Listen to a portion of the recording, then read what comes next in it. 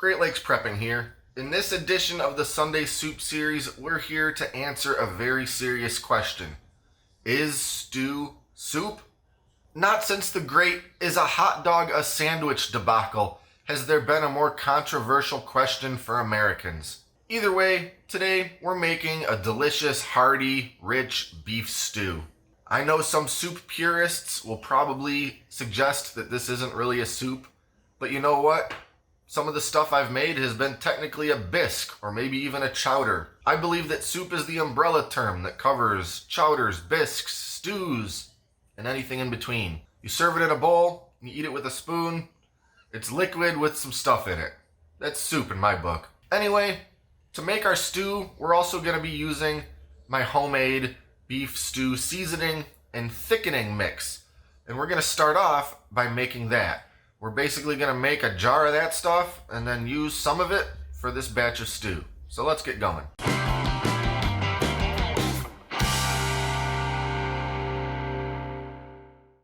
So we're going to start by making some beef stew seasoning.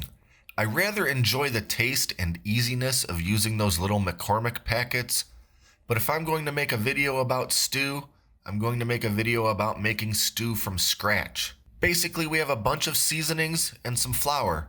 I'll mention that some people use a type of instant flour that apparently can be thrown right into the stew without clumping or anything like that. But I just use regular old flour and just, do it the right way when it's time to use it.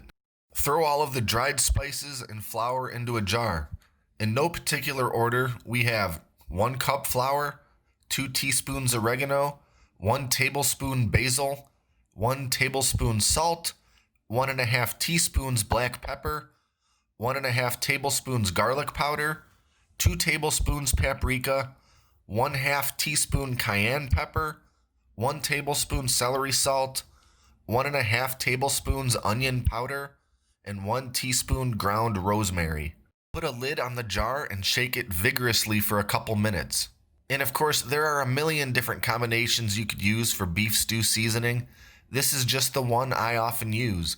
If you like it more peppery, add more pepper. If you want less salt, use less salt.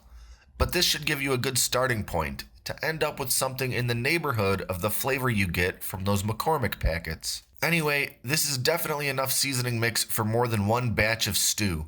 I just want to mention that right off the top so you don't think I'm pouring this whole thing into the pot today.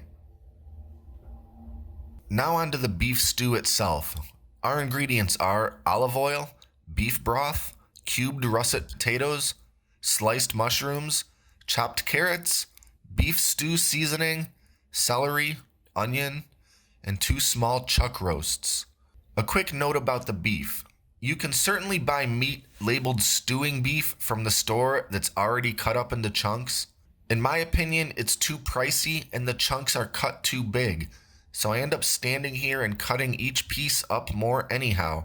So I like to save a little money and just buy roasts. Kroger very frequently has chuck roasts for buy one get one free. These 2 roasts add up to about 3 3/4 pounds, and this recipe calls for somewhere between 3 and 4 pounds. With the buy one get one free deal, I paid about $12 for all this meat. 3 to 4 pounds of pre-cut stew meat at the same store would have likely totaled at least $20.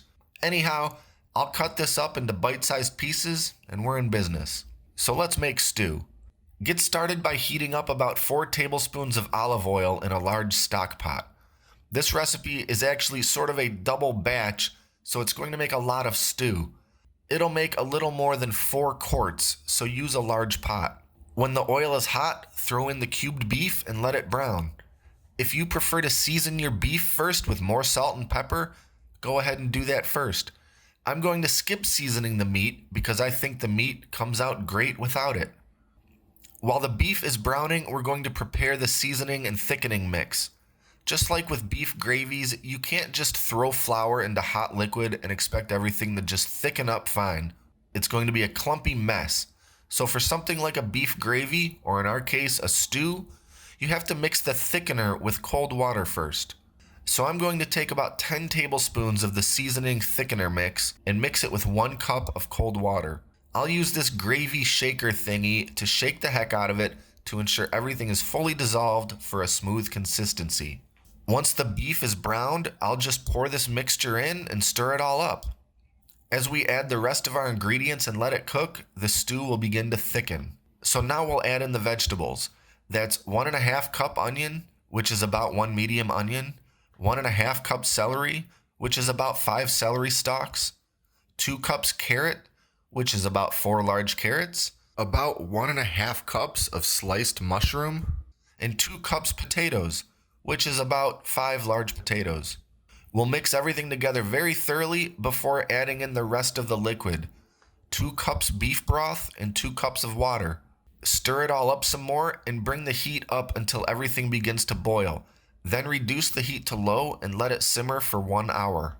About halfway through simmering, check the consistency.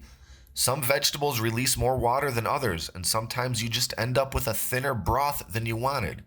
If your stew seems too thin, you can thicken it up just a little bit more at this point. Mix just a little more flour, maybe 1 or 2 tablespoons, with some more cold water. Use only enough water to fully dissolve the flour. Shake or stir very thoroughly and then stir into the stew pot. Be careful with this if you choose to do it, because the more flour and water you add, the more you'll begin to dilute your flavor. After simmering for about an hour, everything is nice and tender and it's time to serve. This beef stew is my version of the beef stew that my dad used to cook on hunting and camping trips. These days, I usually cook for him, and he certainly approves of my version. It's nothing fancy or complicated, just good, wholesome vegetables, meat, and seasonings. This is a major comfort food for me, and I like to cook a large batch so I have a lot to freeze. This stew freezes incredibly well, and this batch should last me well into the winter. If you liked this video, click the subscribe button and stay up to date on all our latest stuff, including next week's edition of the Sunday Soup series. Thanks for watching and for all your continued support, and until next time, this is Great Lakes Prepping.